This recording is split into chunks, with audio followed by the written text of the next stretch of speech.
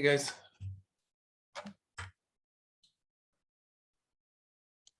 No. Hello.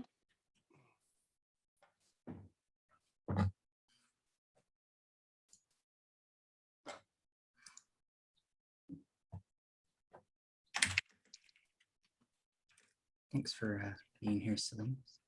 Yeah, of course. Curious to see how it goes in the programming world. Yeah. Me too. Yeah. I don't think we've had one in the Zoom times. Maybe we have. We did at the end of spring, but it's cool to see the new blood. We tend to see more. Well, I'm hoping we'll see more with the Maybe. announcements and stuff going on. You did a workshop, right? You've done one of your workshops? I did my office hours, which I call workshops now. So yes. Okay. People showed up. When we called it a workshop, people showed up. When we called it office hours, no one showed up. It's very Interesting. Yeah. And a lot of people just wanted to kind of chat, which is great, but I did get some actual questions. So. Interesting. Oh, it's Celine. I feel Hello. like we'll continue I'll in start letting forever. people in. All right, letting folks in. Yeah, I'm curious how many we end up getting. 4, I think, RSVP'd. True. It looks like of those who RSVP'd, 2 folks who did not are also here. So that's good. Hello. Welcome, everybody. Oh. Welcome in, welcome in. Rez, do you mind sort of taking the lead on this? I think you usually do, but I figured I'd Yeah. formally Happy to. Okay, thank you.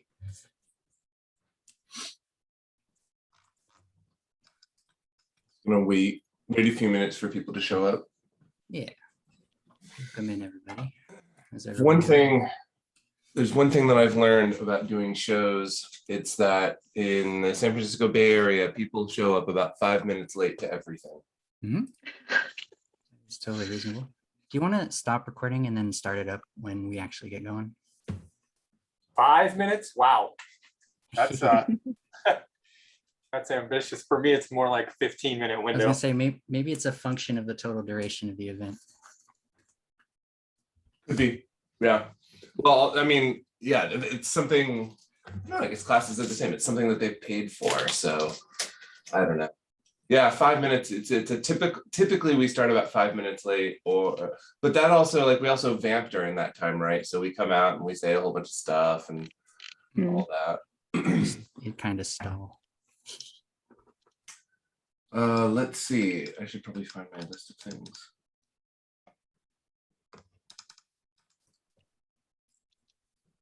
Hi, Miles. Hey, Rez. Hey, Scott. Hi, Celine. Hey, Arashi. Hey, Nicholas. Hi, everybody. Miles is the model. Of Oh, yeah. politeness. Fancy meeting you here.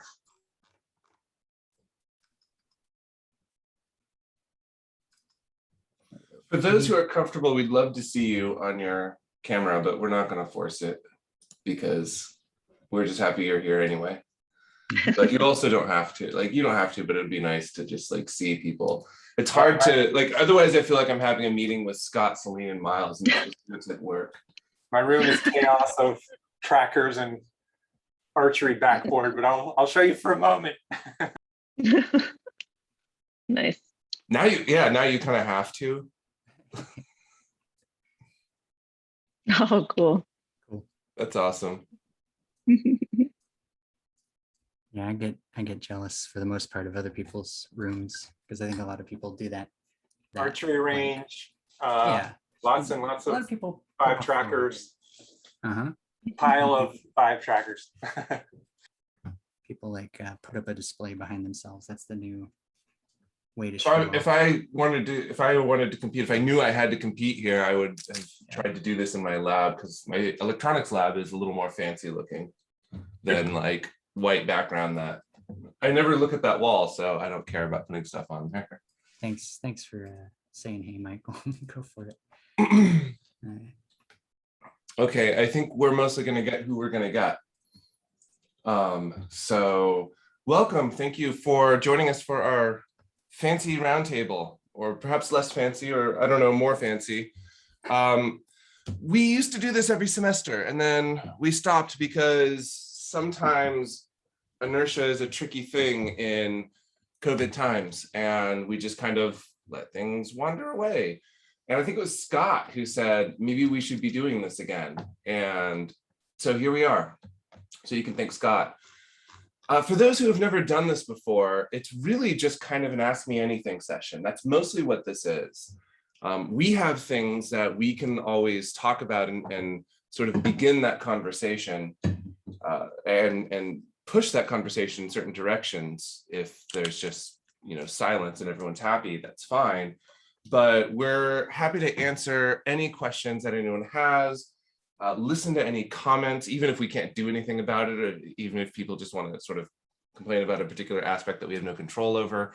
But really anything that you want to do or talk about, you're welcome to, with no loss of, no scary repercussions or any of that kind of stuff. Like we're all here trying to do the same thing. We're all humans trying to do the best that we can.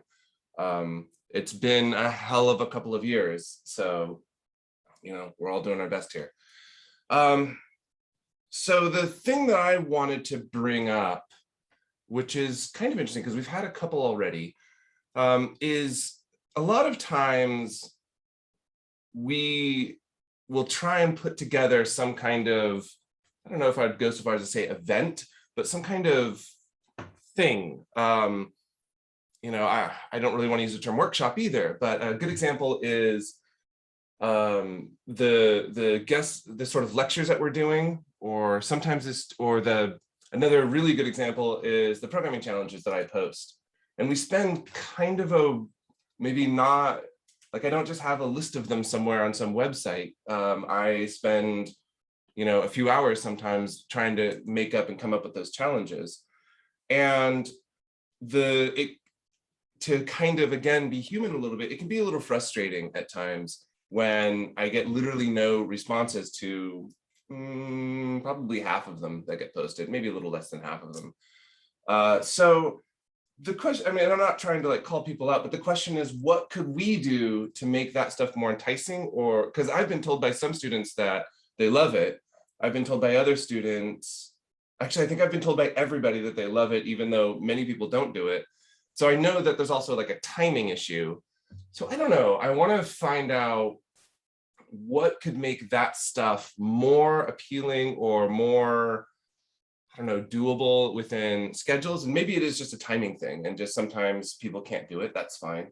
And it's the same thing with I don't know, we've done these guest lecture type things, these little bonus lectures as Scott calls them. We tried to do them during the intersession as well.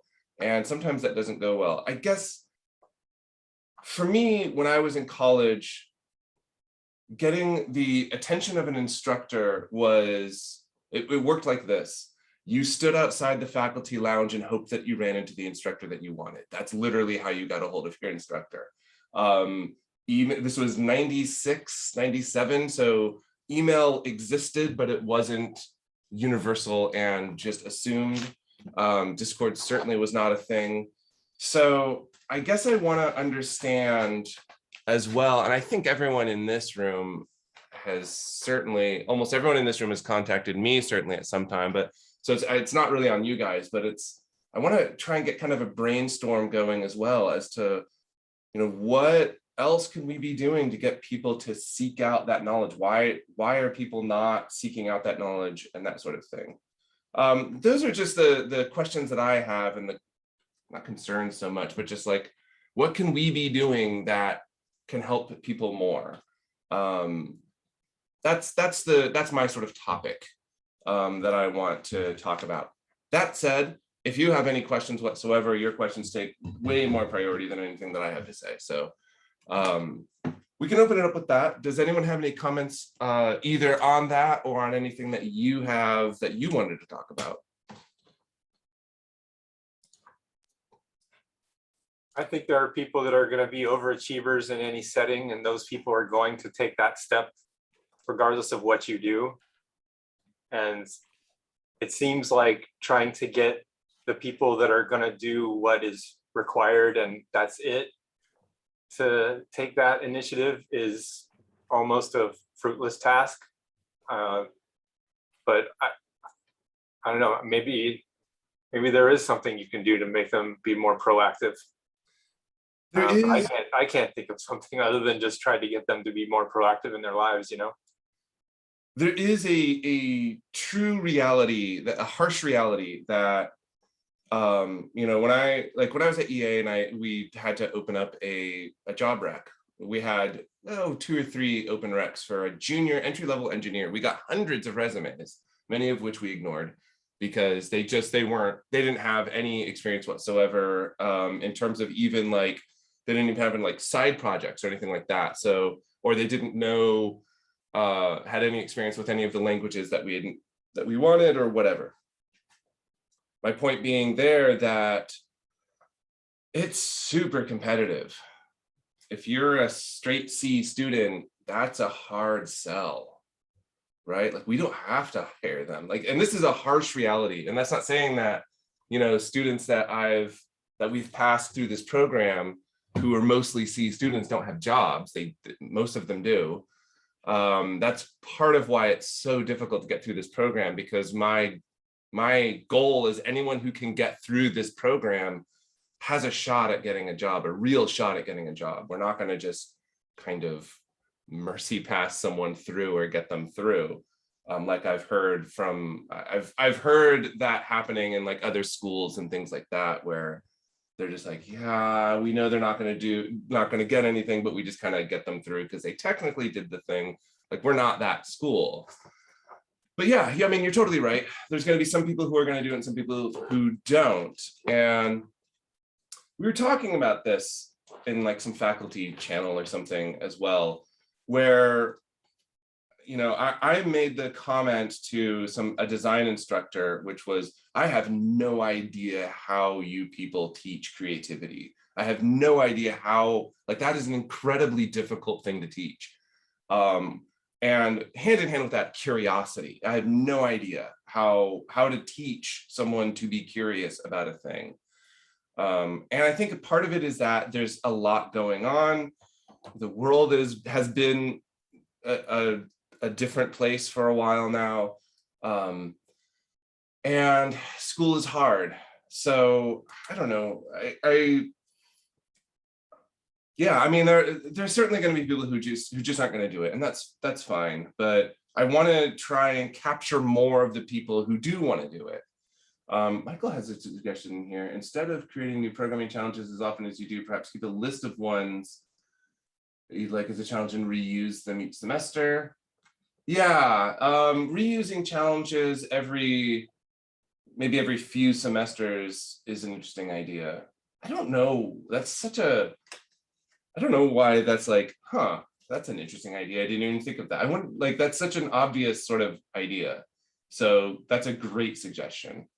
I really should have, I might try and do it. I really should have been keeping a list of all of these, but I totally have not been. And I feel silly for that. Well, I mean, you could make the argument that they're there, right? That they don't go away. Everyone who joins our Discord can see all of the challenges in that channel that have ever been there. Sure. I think Blake's follow-up comment about drawing attention to things, that seems to be a theme with the feedback that we've been getting. Blake says, one thing that's already great is the notification system. Having notifications is really helpful, admitting our lives are run by calendars these days. So if you've got a lot going on and there's a lot of resources out there, there's probably more resources out there that then we can really pay attention to 100% of. Pulling attention at key times seems like a way to kind of cut through the static a little bit, if that makes sense. Sure. I definitely get more attention in my class channels where I talk about a thing in class and then I say, hey, here is a follow-up GDC talk or article or something on that. You know, I had a really interesting experience once in GAP 235. I chose not to assign any homework before the midterm to give them, to say, hey, study for this midterm. And I got a request from someone who said, hey, can you give us some, sample questions and things? And I'm like, yeah, I can do that. And then I sat down and I did like 10 puzzles. And I said, you can do any or none of these, but these are all good things. And the thing is for that, for whatever reason, the vast majority of the class did at least half of them. They did a bunch of them. And I'm like, that's interesting. How can I make that more of a thing? And I think that probably comes down directly to what you said, Scott, which is timing. That was the time when they wanted to do that sort of thing. So, it could be that. It could literally be that kind of timing. I must confess, I didn't even know they existed yet. Yeah. So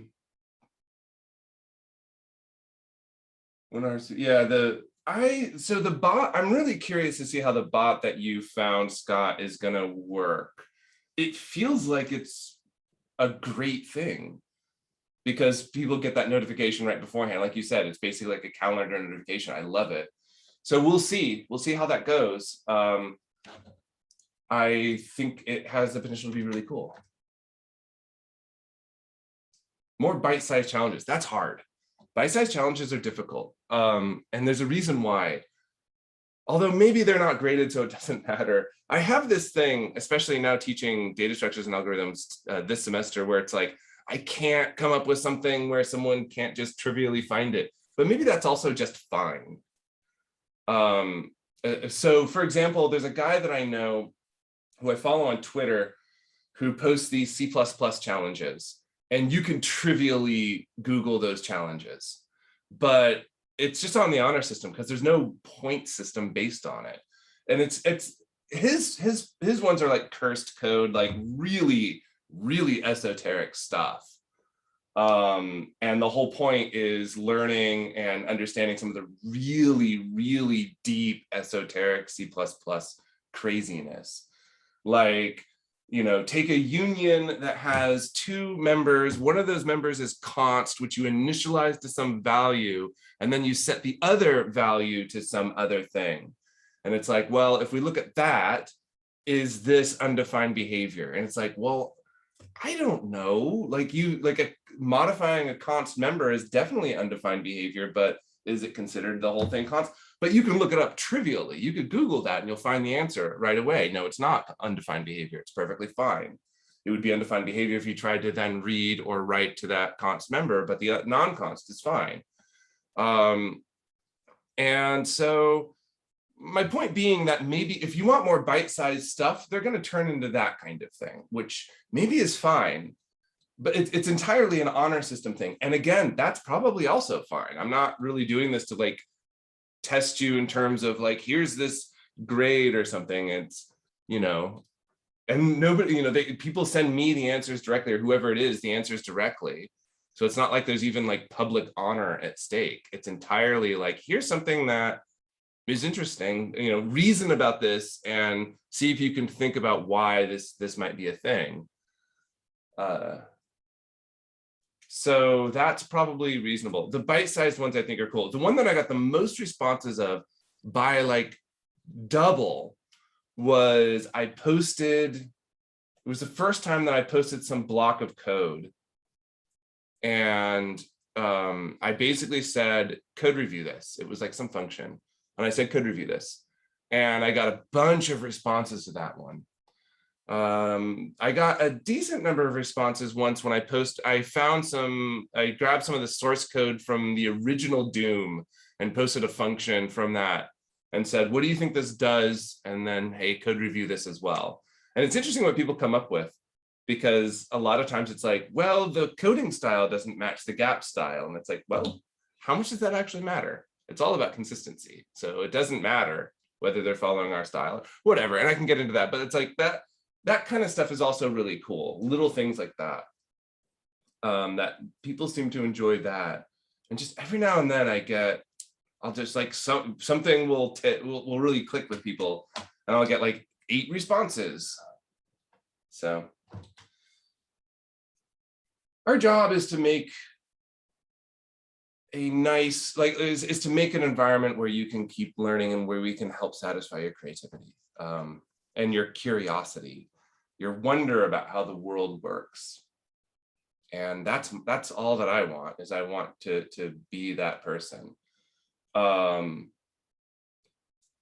So what we could do is to have events be scheduled 5 minutes sooner than they actually begin. Yeah, I mean, basically. We can just, I mean, I can talk, man, so I can just vamp for the first few minutes of something when people show up.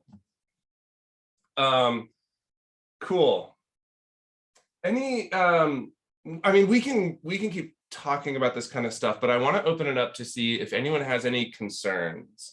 I think there's some really good ideas here. I'm going to try and create more bite-sized things, and I might, at some point when I have a few, like an hour, I might try and scroll up in that channel. Discord is really not good for archival stuff, which is why I try and keep the programming tips channel super pristine. Like, it's only the tips. So you actually could scroll up and read all of them if you wanted to, which I love that channel now.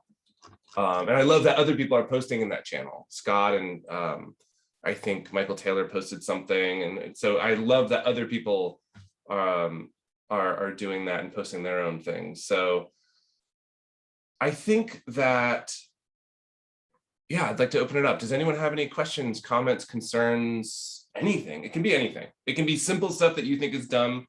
It can be a programming question. It can be a question about philosophy. It can be a question about, I don't know, it can be anything at all. Just on the fun and exciting. Did you just say that? It's hard to make programming fun and exciting. Programming is always fun and exciting. That's not true. Unless you're doing some kind of stupid like file parsing thing. That's never fun nor exciting. But it's, yeah, that's fair. I see what you're saying. I try and make it fun and exciting. I'm not as exciting as Miles or Scott, but I try my best. It's hard to make programming fun and exciting. I feel weirdly insulted by that. on the questions thing. Yeah. I think for me as someone who's new, I think being able to, like, if the question was framed like with a block of code, so I could like at least like look at something, even if it's like a code review, or maybe I won't be able to understand it. It still seems like better for me initially if like the question contains code kind of stuff. Mm-hmm. Like you were explaining. Yeah, that makes sense. So more like directly code focused questions. What's even on there right now? Or like what's wrong with this syntax, or like what's wrong with this thing, or something like that. Yeah, when I try and post them for the first year students, although literally I have a first year student one where I don't post it, where there's no code here. But for ones that are more geared towards first year students, I try and do things like that. That's the other hard part. It's not like for art, you do life drawing, just as an example. Life drawing is something that you do starting in day one and all the way through the end of your career until you're done, until you die, basically. Like, you're always doing life drawing forever. And that means that I can bring in a model, and anyone from absolute beginner to seasoned professional can do the same activity and gain something from it. Whereas for first semester student, if I were to write something that says what's wrong with this and it's missing a semicolon somewhere or something like that, like first year is going to have to like puzzle over it for a bit. But as soon as you get into even second semester, third semester, like they're going to see that like instantaneously, or, you know, decipher this message, or what's wrong with this code. That kind of stuff is depending on what the problem is, like I would hope say sophomore student looking at a freshman student assignment is going to be able to solve it trivially. So we have more layering there. So that becomes trickier. That's why during the intersession, I posted the thing that's like year 1, year 2, year 3, year 4, which is cool, but I don't usually get a lot of responses to those. And that might be entirely just like saturation because there's 4 questions there, but we'll see. I like that you're attempting, like you've attempted most of them, I think, the most recent ones anyway. So that's always good. The larger sort of quiz-like questions maybe are also good. Some of the stuff I ask in 235, like the really weird stuff that I ask in 235, like the Starship question and, you know, some of that crazy stuff could also make good things, just like the puzzle questions. All right, what else? I was going to suggest, like in Miles' class, we have Google Docs that have resources in them. Maybe just having each teacher announce this specific thing, because this seems like a really useful service that you're doing. And like No one can compete with Miles's crazy class notes. He is the gold freaking standard on class notes. Yeah, they're very explicit and wonderful. They're amazing. I don't know what if other teachers do anything like that, but I was just going to say, like, including this information that, you know, having each teacher announce that this exists explicitly to everyone in the classes seems like it would be really cool. Miles, do you have an example of just offhand your class notes that point to additional resources? Are they just like links to other resources to follow up on that particular subject? Is that what they are? Yeah, I can add that. If there's a link to the channel or whatever the name of the channel is, I could put that on there. I think that sounds good. For my classes, I have the class specific channels, and what I do is I will post links in that channel often as they come up, but that's just a streaming channel. That's not like, okay, everyone, here, like what Miles has, where it's like, here is a thing that you have that is this curated like document that you can refer to and always have those links right there. So that is a, so I think that's a good thing to do. I've actually had that as a request before as well. I've had students say, you know, are there class notes or can we have class notes? So I think that's a good idea. Yeah, and I'll add the links to the challenge questions and anything else that comes up. That sounds good. I like how each teacher has their own approach to class notes, but definitely bouncing ideas off each other would be good. Right now, Denmark makes all his own Discord channels. However, I don't think he knows that he can have a channel made in the AAU Discord. Maybe, I don't know if he does either. I do think that every instructor has their own way of doing it. Some instructors like to control it, so they create their own server. I know like Mark Gerard does that. He has his own server that people can be a part of or not, which I think he's kicked me out of because I don't see it up anymore. So he'll create channels within that for different classes, I think. I create it within the Academy of Art world, but part of that is also pure convenience because I administrate the Discord, so I can just create it easily. I like it being a part of our little ecosystem. That's my preference, but I mean, instructors can kind of do what they want. So I don't know if he does. Do you think that, I guess the question that I think I want to ask here is that your preference? Would you much rather have a server, like channels in the Academy Discord server? I wish it was easier to automate that. It's kind of manual. Prefer them in that channel, yeah. Yeah, that makes sense because then you can set up your server settings however you want.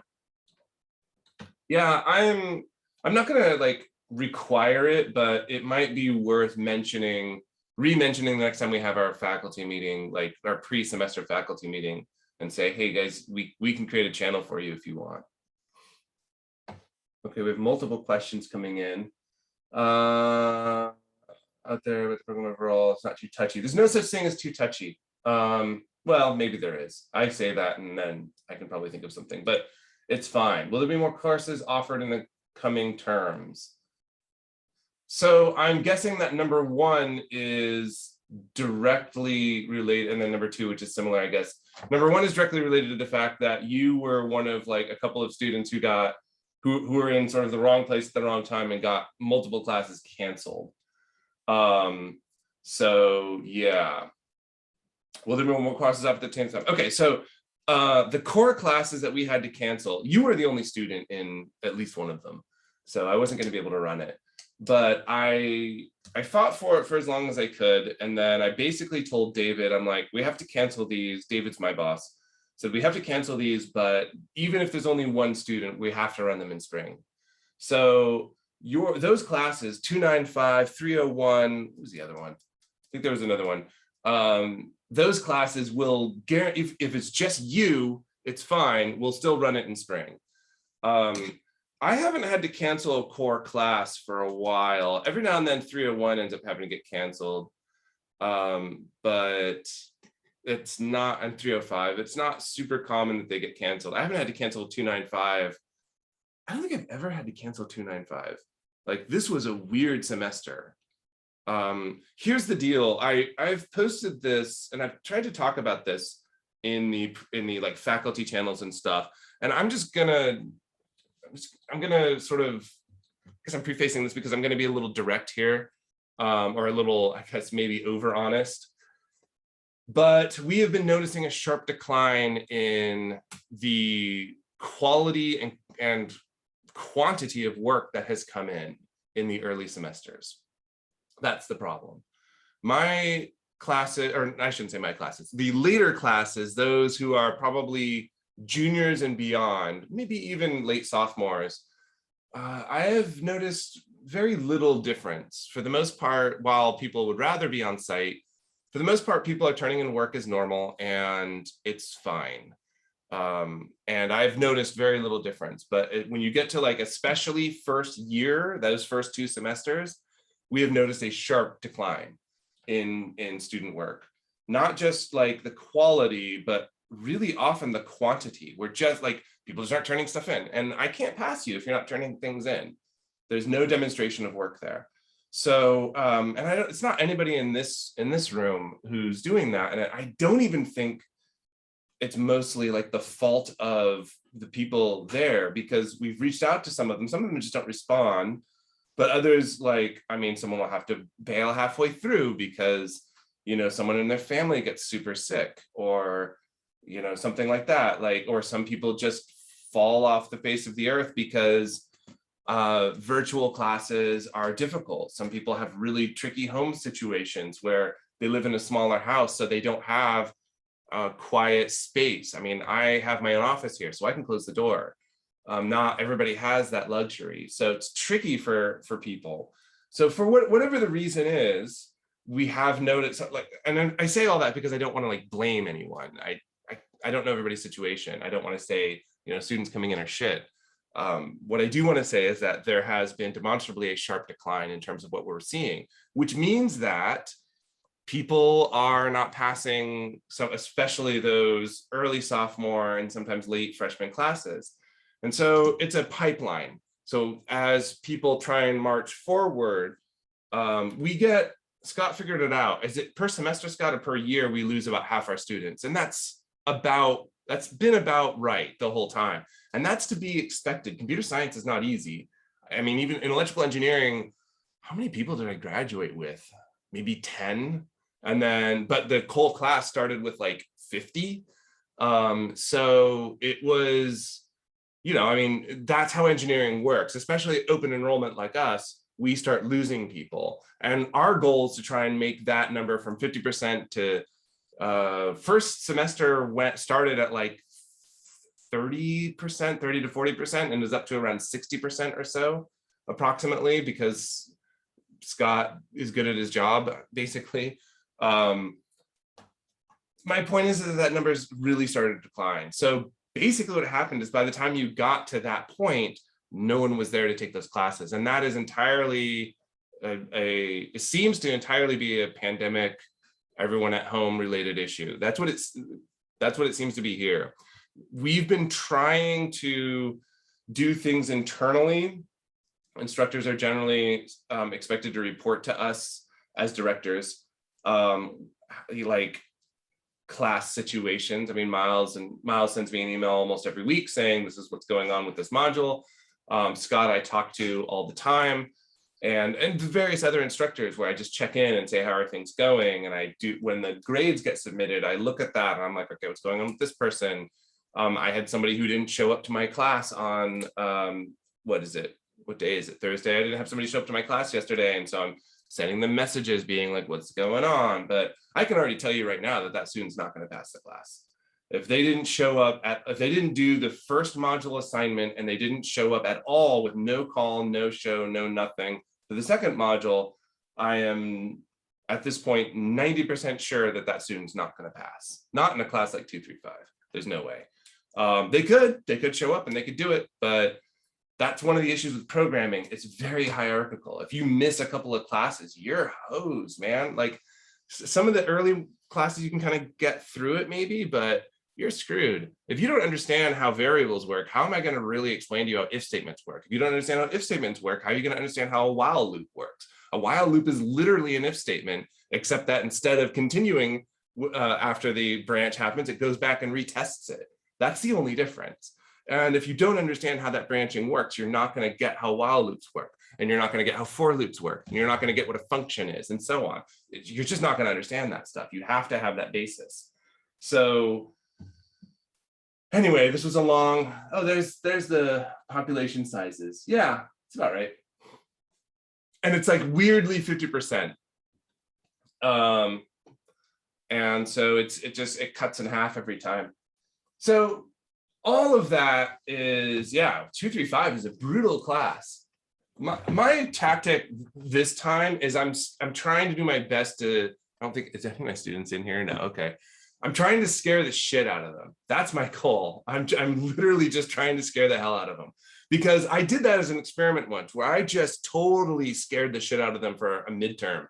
And I got by far like the best midterms I'd ever gotten. I had 7 or 8 students in the class, and like one of them got a D and everybody else passed or something like that. And I was just like, this is unheard of. So my tactic this time is to just really scare the shit out of people, is to just make them shake in terror. And then when I actually get there and we're learning this stuff, they're like, oh, this isn't so bad. And I'm kind of seeing that, but it's tricky because every student is different, right? If a student isn't like if a student is struggling with something, there's many ways that you can approach it. You know, you can come at it from like a friendly point of view where it's like, no, that's good. It's good so far, but let's see what happens if we change this. You can come at it from a more direct point of view. You can come at it from like a real authoritarian point of view. And it all depends on the student and the situation. I had a student once who turned in a final that was just utter garbage. It was really bad. And I told the student that, and I told them that I feel like and this was true, that I was incredibly disappointed and that I expected better from that particular student, and that I felt personally insulted. And that was exactly what needed to happen for that student, because that student turned everything around. The problem was that he had stopped prioritizing schoolwork for other things that were happening. And so he needed the kick in the ass. But there are many students who I would never say that to, because they would just shut down. So that's part of it as well. Like, anyway, my point here is like, I don't have a good answer. There's a lot of stuff going up here. Let's see. I definitely understand. I also have struggles on home. Yeah, the home front. I know it's tricky. My class started with a nice 30. I don't know. Oh, 30 students. Yeah, that's about right. Yeah, the first semester I think even this semester we're running 2 classes, running 2 125s and maybe a couple 120s. I don't remember. I think we're doubling up on one of them at least. And that's not uncommon. And then yeah, 235. So the 125 is partially a gateway class, but certainly the second semester with 255 especially, that's a hard class. So that's kind of a gateway class. 235 is a gateway class. 295 is a gateway class. 301 is a gateway class. And you see where I'm going with this. Like every semester, there's that class where people are like, damn, this was hard. Programming's hard though. It's brutal. Let's see. I need to call Rez to do some scanning for me. Yeah, just come in there and just be like, so I heard that. That actually happened once. I was in a class, it was an acting class, and actors get really, I mean, there's a lot of drama in theater, which, you know, is both hilarious and true.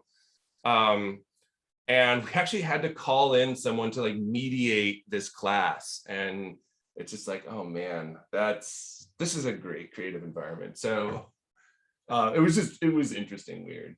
What isn't a gateway class? Yeah, I mean, I don't know. I would say we try and mix them up. Like 225, I'm hoping is not too hard. Maybe it is. 275 is meant to be mostly fun. Game 110. You know, we have people who fail that class sometimes. The only way you can fail game 110 is if you literally don't turn anything in. I mean, you could, if you make even the basic attempt, game 110, you get a C in that class. But that's actually, I kind of want to teach that class one day.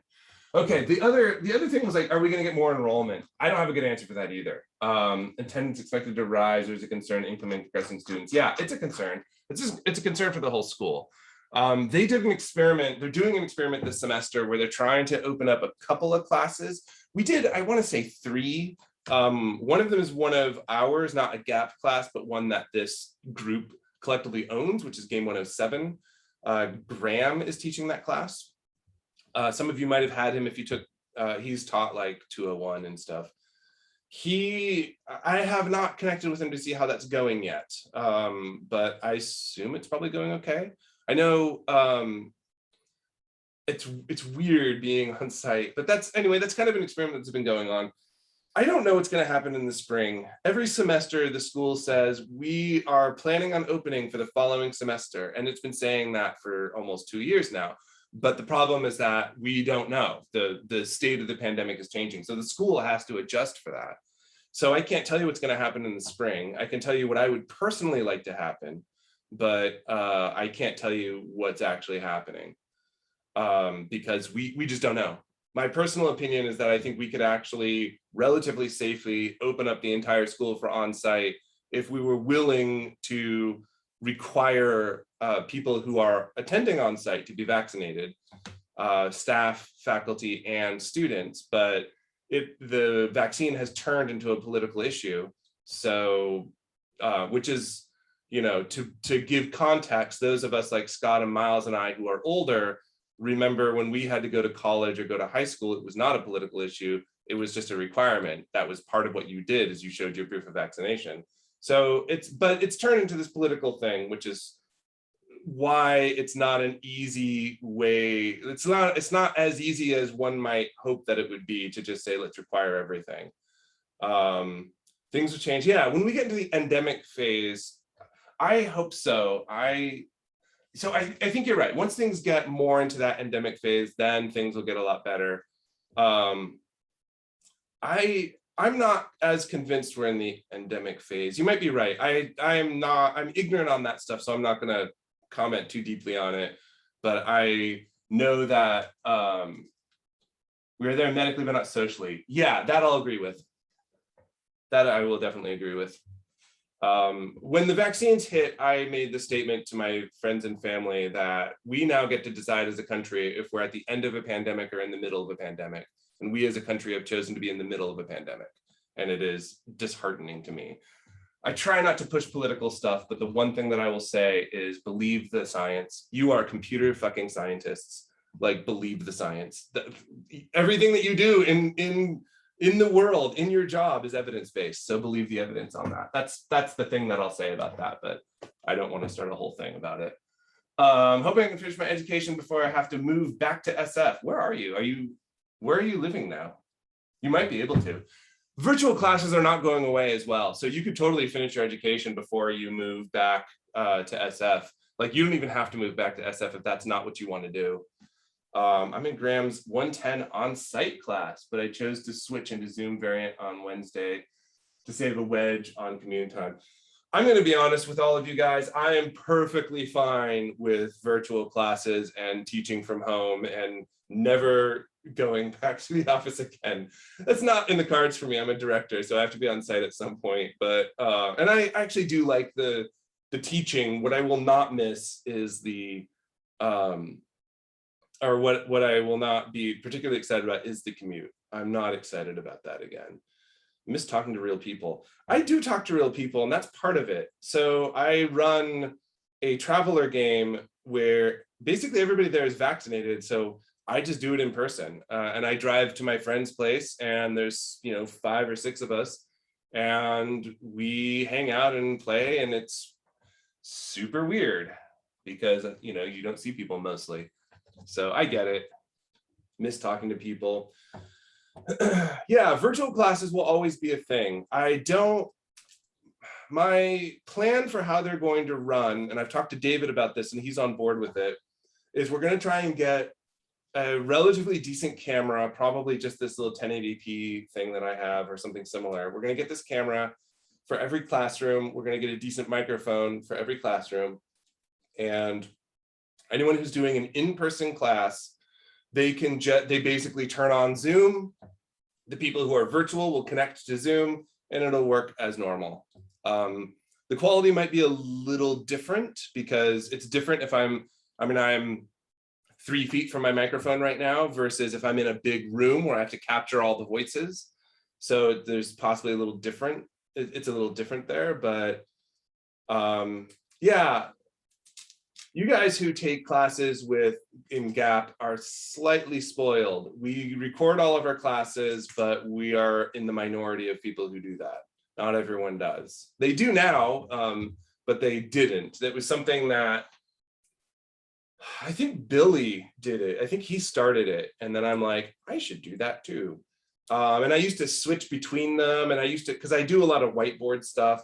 And then I stopped doing whiteboard stuff because I finally got addicted to doing stuff in like Leonardo or whatever we were using at the time. But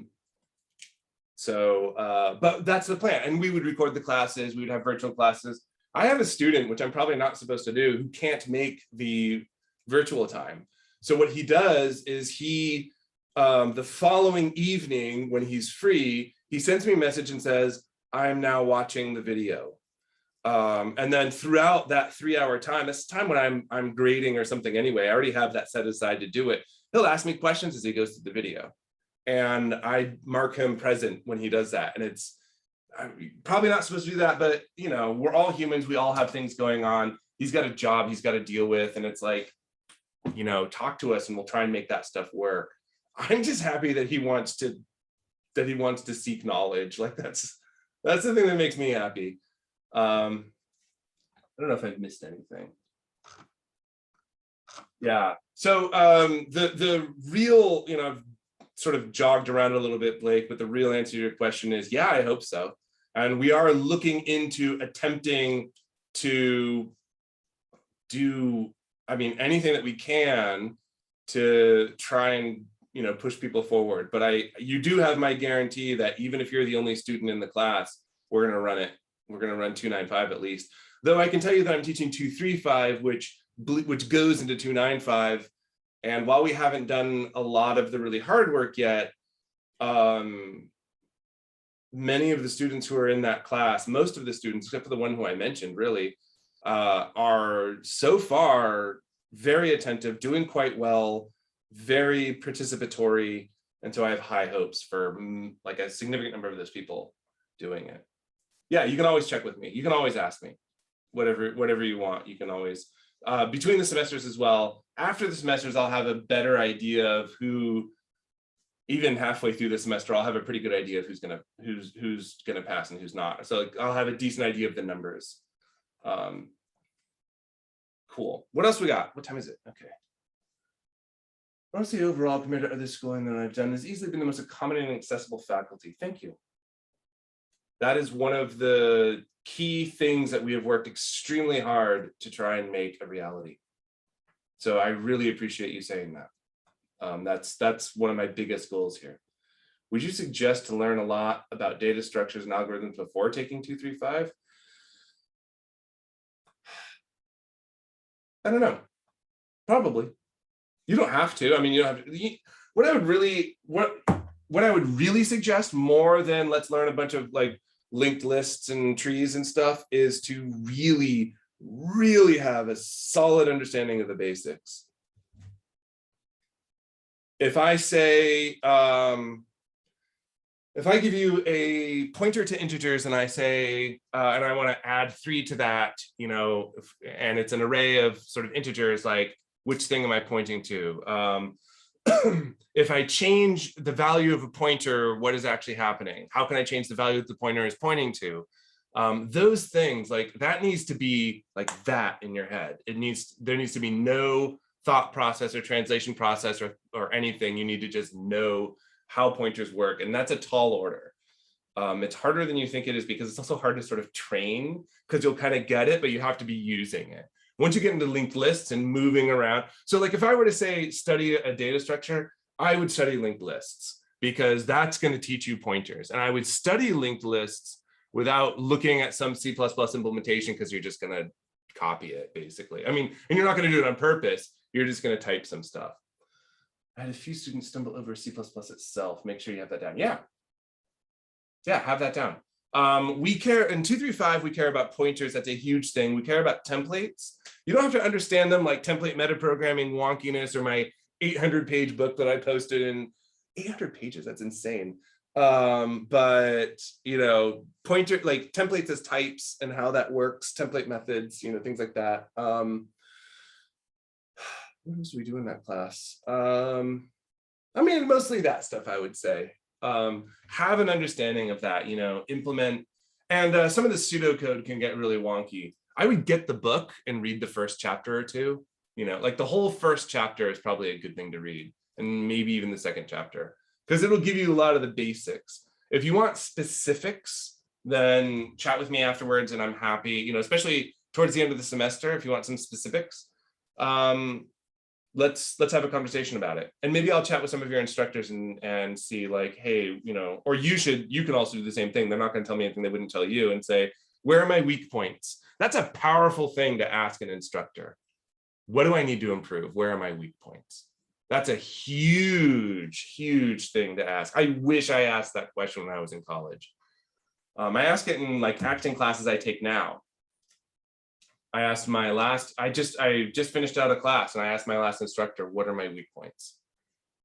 And he told me, and he was not subtle about it. He was very direct. And it was like, it was a little bit of a blow to the ego, but I am a professional, and I'm like, and I like had to sit with it for a second, and then I accepted it.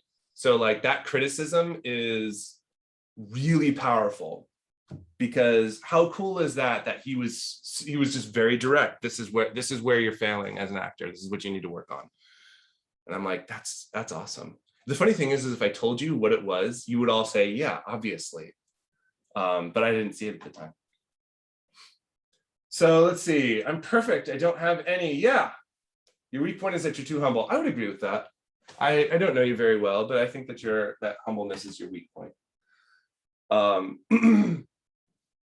Yeah, I love doing that. I've rarely had students ask me something like that, but I do get it every now and then, where a student is just like, what do I need to improve on? What's my next step? I have this idea, which I started to do, and then it got to be a lot of work, so I stopped doing it. But I maybe want to start it up again, where I started to actually catalog, tried to find a way to categorize feedback into like sections, so that I could easily say, I have given this student this type of feedback, you know, 8 times. So clearly that's a thing that they need to work on. I end up doing it just, you know, you just get to know students. So, you know, any student that I've had especially if I've had them for a couple of semesters, I can tell pretty quickly what their big issue is. And that's not to say that I'm any different. I have my own issues. We all have our own issues in programming and in life. We all have the thing that we're trying to get better at. We all have our weak points. I certainly have a lot of them. All right. Are there any other questions or comments or anything that anyone wants to say?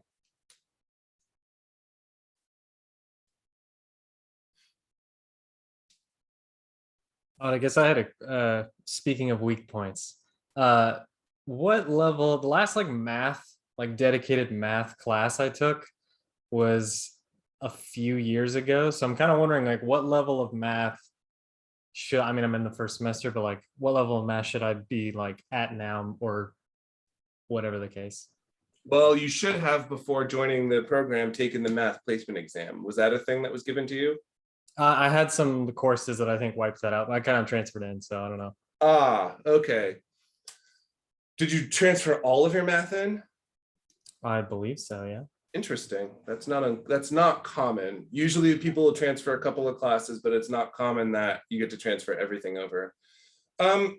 You should have a solid understanding of, so to talk about like upper level math in terms of the things that I would expect some knowledge of like basic geometry, vector math, trigonometry, matrix math, linear algebra, discrete math, like that kind of stuff. So you're in first semester. Right now, there's not a lot that we care about except algebra.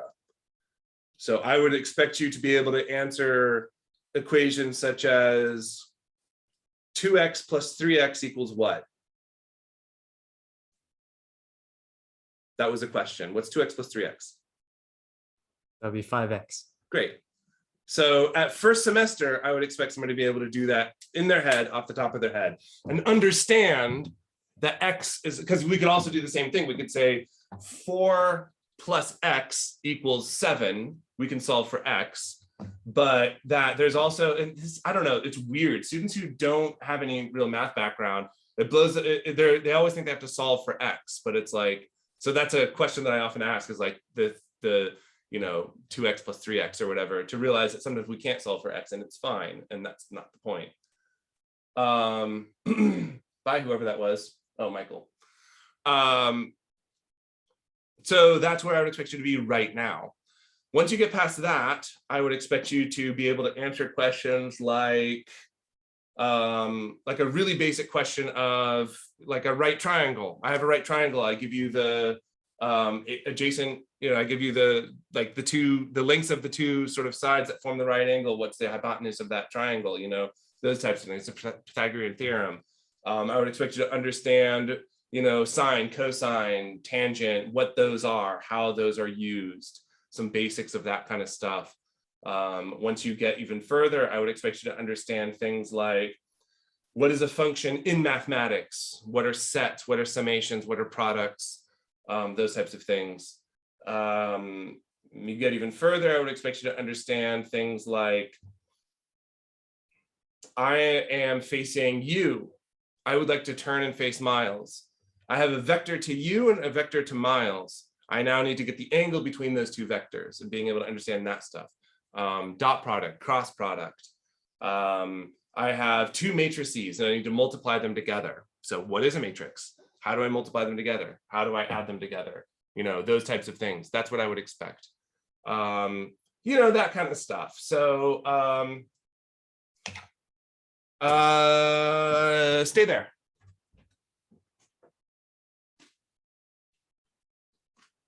They probably have a newer edition, but this one is pretty good. Mathematics for 3D game programming, computer graphics. If you can understand, if you understand everything in this book, you have way more knowledge than you probably need, unless you're going to be a graphics programmer. I would expect you to have a really solid understanding. I guess ray tracing. Yeah, I would go through this. You should know instinctively vectors, matrices, transforms. Yeah, distance between point and a line. Yeah, so some basic ray tracing. I would say starting like chapter 7 and beyond is probably very much specific. Oh, there's collision detection. Yeah, collision between spheres and boxes and things.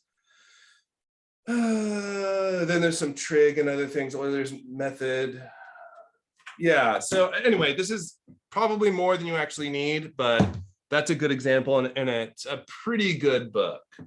So there's Isn't it probably that more I book can dig again? into. I went way past all of everything you just said, but it's been 20 years since I've done it. So I'm interested in checking out that book just to like help me. I mean, I'm still obsessed with math theory, but like I haven't actually multiplied a dot product out in God knows how long. Are you one of my I know what students, dot or product is.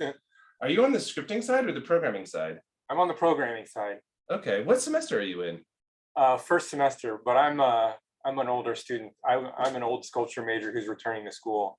Ah, interesting. But I was also a physics guy for a while, and I still can kind of obsessed with physics and math. So like I know what dot products are, I know what Jacobians are, blah blah blah. But I haven't actually worked with those equations in years and years.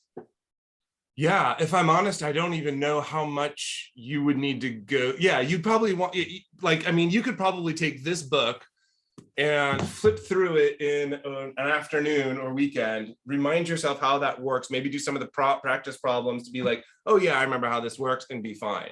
Because that stuff, for me anyway, when I'm like, oh, I haven't cared about this equation in a while, like it comes back to me pretty quickly. So it's probably going to be the same. That's my guess, especially if you worked with it for a really long time.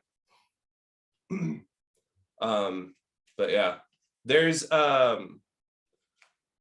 you can never have too much math when it comes to programming or engineering of any kind, really. You really can't. There is a minimum, certainly, but you just can't, you can't go too far in that stuff.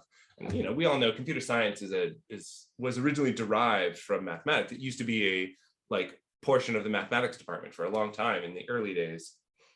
Some of the famous old school computer scientists like Donald Knuth, for instance. I don't actually even know if he has a degree technically in computer science. It might be a mathematics degree, but it was certainly mathematics when he was there. Cool. What else we got? Anything else? I'll stay for as long as you guys want. So don't feel like, you know, don't feel like that that you have to go or anything like that, because we're at the end of our time. I'm happy to hang out for however long. Not everyone can, because there might be classes or whatever, but I maybe don't want to hang out past 8 because I want to get some food from a sushi restaurant that's near me. I just wanted to kind of check back in with you. I sent you an email a little while ago about 110 and how I've been sort of working in a VR dev team for a few years now, but only as a designer, as an artist trying to create a VR app. Mm-hmm. So as I read through the Game 110 outline, and there are some actual things that I haven't done, like I haven't physically gone into Maya and done stuff where I've worked in other programs. I haven't physically gone into Unity and assigned buttons to a controller and made sure I could move the thing. But I understand all of those processes pretty well, as far as theory-wise. And so I kind of balked on continuing to like see if I could place out of that, because in high school, I sort of skipped past a bunch of courses from being in advanced placement and came to regret some of it later. And I didn't want to get into that situation again. But it really does seem like Game 110 isn't going to like actually dive too deeply into those things. So I'm considering trying to place out of it. But now that I'm 3 weeks in, is it kind of too late to do that? Because it seems like any other course I get into, I'm going to be a little bit too far behind. When did you send me this email? I think this was maybe a week and a half ago. If I haven't responded to you in a week and a half, it means you did. Lost. No, you did. You responded immediately, but I sort of balked on taking the course placement. Got it. Test that I was sent by my admissions counselor. Yeah. Just Okay, 'cause so I game started- 110 is this, you are correct. Game 110 is for people who, it's for some 18-year-old, usually student, who has played games, but has no idea how game development works in any sense of the word. Yeah, I mean, So- I've like designed Kanban It's boards just, for with the team that I'm on and stuff like that. So, I mean, yeah, I'm it's a just a little bit tour. past that. Yeah, exactly. It's just, it's a tour for people to like, what is an artist? What is a designer? How does concepting work? So, Yeah. I don't really, so in terms of, is it too late to drop the class? I don't know. That's an advisor question because it is a bit late. Once the class has met twice, things change a little bit. So you have to ask your advisor, will I approve it? Yeah, I probably will. I'd have to double check, I'd like have to do a little bit of due diligence and look into it. But I almost always waive the class for anyone who has any real school experience, life experience, any of that kind of stuff. Because it really is a class that's like, here's a bit of a tour of the games industry. If you've been working on a VR project, that's enough. I'm fine with 110 being something that you test out of. Yeah, and you So- said as much. I just sort of got cold feet about trying to place outer courses. Like I said, Totally. it's kind of bit me in the past. Yep, that's an advisor question. So ask the advisor, what they'll do is they'll probably send me an email to double check and see if I'll approve it. I will approve it. And if it's okay, then there might be a late drop fee. I honestly don't know how that works. They keep us pretty separate from a lot of that stuff, sort of for ethical reasons. And that's But the answer is yes, I would approve that. So I would get that going like I'd send the email today, even though they're not in the office anymore. So they get it tomorrow morning. Like I send it as soon as possible, but yeah, they should I be able just to do got it. assigned my new advisor like yesterday. So that's why I was bringing it up again, because it seems like time to jump. Great. Yeah, I'm perfectly happy to make that call. All right. Thank you. Yeah, no worries. Great. Anyone else?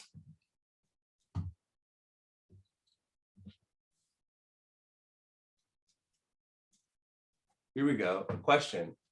I totally parsed this as I had a dream. Another question I had about the program is hopefully positive. Great. Okay.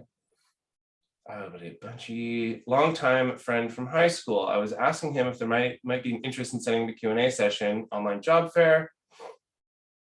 He's asking HR. Great. You're doing my job for me. I told him to wait until I check with AAU. No, have him do it. Absolutely. If he wants to do an HR thing, fuck yeah, we'll do that. You kidding me? We've tried to do some of that, but it's hard to get support for it. And so here's the thing. If I'm going to invite like Kate Compton or Luke or someone like that who's going to come in, or Jason Wiesner knows Mike Acton, who's fairly famous. If I'm going to have somebody like that come in, I don't want to have an event where 3 people show up. I want to have an event where the entire department shows up. So that's why that's part of my goal for the beginning of this conversation was, how do we make this, how do we make people show up to more of these types of things? So it's, I'm like, once I can get people like really showing up to something, then I can go and really say, okay, let's get some big name to come in and have a big conversation. Anyway, yeah, for job type stuff, I can get people to show up for that.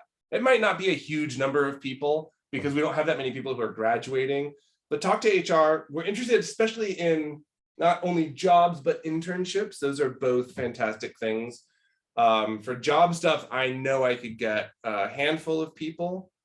What I might do is I might see if I can, I think the better way to make this work is if we could get something set, especially since they don't have to fly anybody out here, if we could get something set up where they could have a programmer, an artist, and a designer.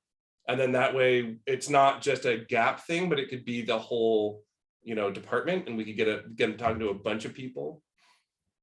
You joke about rocks and artists, but that's a very common thing, especially for entry-level artists. They do rocks and other like basic props.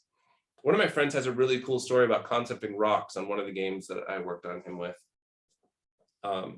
Where everyone used to make fun of him because he was the rock person.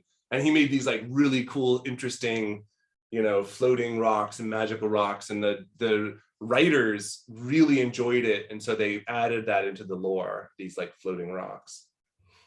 What was the computer game math book called again? Also, at what class do you think we start applying to internships? The book is this, Mathematics for 3D Game Programming and Computer Graphics. I have the 3rd edition. There might be a later edition. I don't know. It's by Eric something or other. Oh, wrong way. Eric Langill, who does a lot of this stuff. I think he even teaches mathematics. It's a pretty good book. We based the latest math class on like the first several chapters of this book, and then the rest is there for others to consume, or if they want to get more into like graphics development and that kind of stuff. When should you start applying to internships? It depends. I would say to start applying to internships, probably officially, we allow you to apply to internships after GAP 305. It depends on the student when I recommend it for the individual student. It depends on where they're at. Some students aren't ready at that point. Some students are more than ready. But in general, you're going to be doing internships throughout your senior year. That's the most common thing. But I have people do it in their junior year too, and that's not all that uncommon. But the degree is set up where internships are happening in your senior year, and that's kind of what we expect. And I would say that that's one of the most important things you can do for your future career, is to take an internship, is to find and get an internship.